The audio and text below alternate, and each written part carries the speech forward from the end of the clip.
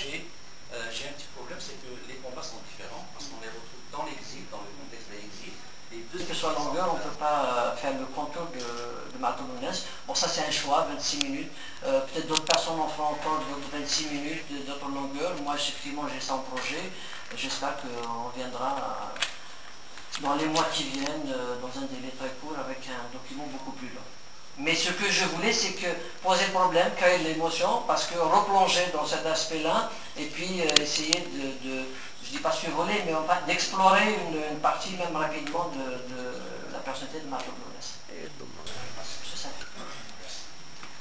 Bon, la diffusion, je l'ai présentée à Paris au début février. J'ai une autre présentation à Lyon dans le cadre du printemps l'année 80 avec l'association Fekmet qui travaille beaucoup sur l'œuvre de Matou Lounès.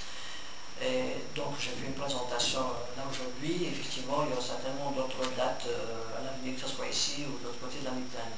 Pour le festival, c'est vrai que techniquement, je n'étais pas disponible, il fallait faire des retouches sur le film. Donc je ne rentrerai pas dans les impératifs de date, de sélection par rapport au film à Mazir. Mais encore une fois, c'est bien aussi que les choses vivent entre les deux festivals. Hein. Donc il faut qu'on ait une dynamique de projection, de production cinématographique entre le festival et c'est tant mieux. Sur la place publique, pour ainsi dire.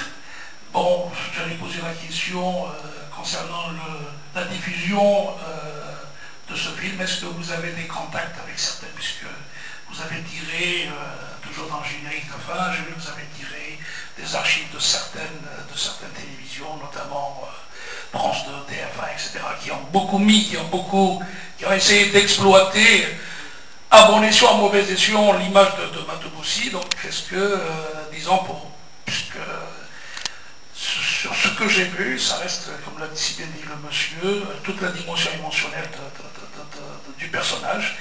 Et aussi, est-ce que Tahriami pourrait un petit peu, à d'autres projets, sur d'autres monstres de la culture algérienne de manière générale, et à Mazir en particulier, je pense à Esnaoui et autres. Voilà. Bon, en quelques mots, je dirais que ça reste un documentaire avec toutes ses imperfections, qui peut être, mais aussi avec toutes ses qualités. J'estime que c'est un documentaire qui reste une œuvre, comme tout documentaire, ça reste une œuvre cinématographique, qu'on apprécie ou pas, bon, mais le mérite à son réalisateur. Globalement, c'est bon. Globalement, même sur le plan de vue cinématographique, ça a été de bonne qualité, même si c'est en super vite, mais ça a été de bonne qualité. L'image en elle-même était bonne. Les événements techniques étaient bons, même si dans le débat il y avait des critiques concernant certains trucs, maintenant c'est un choix que le réalisateur assume. Voilà. Le même âge, nous avons tous le même âge. Je me suis pas plus jeune. Une année ou 2 années, pas plus. J'arrête de filmer pour l'instant, donc Wegui c'est vraiment un documentaire qui est plein d'émotions. C'est quand on le voit d'ailleurs, j'ai pas pu résister à donc à un certain moment j'étais obligé de sortir, j'ai essuyé mes larmes au Ghana. Donc c'est une forme de thérapie. Personnellement, ça fait longtemps des années que je n'ai pas vu les images qui ont suivi l'assassinat de Matou.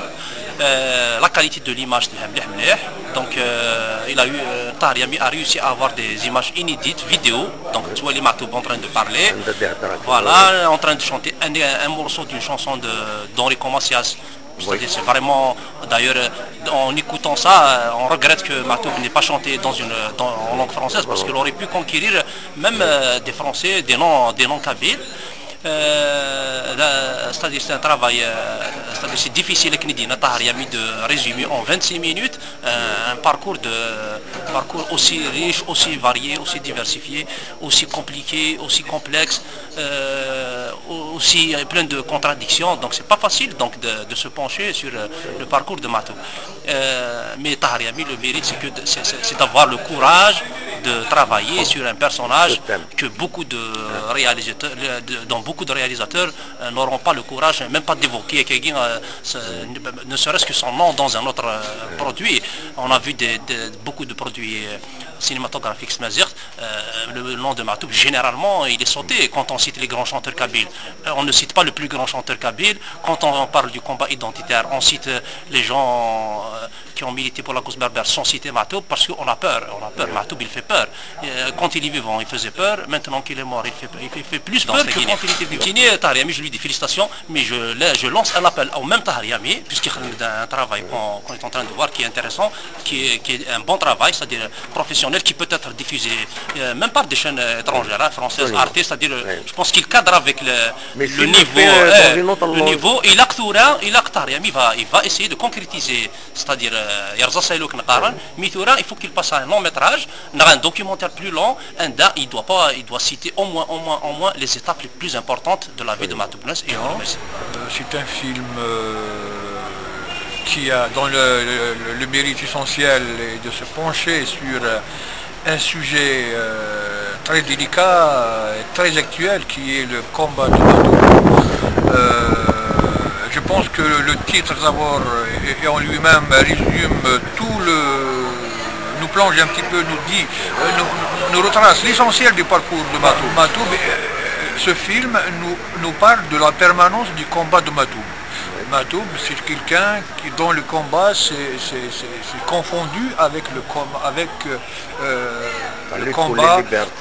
combat qu'a mené le peuple algérien, et dans cette région en particulier qui est la Kabylie. Comme tout le monde le sait, la Kabylie s'est singularisée par ses combats à travers l'histoire, par sa résistance. Et Matoub, je crois, le combat de Matoub s'est nourri de tous ces combats à travers l'histoire. Et il a essayé à sa façon de perpétuer ce combat, d'essayer d'apporter sa pierre à l'édifice pour le faire aboutir. Les critiques des journalistes, est-ce qu'elles sont fondées?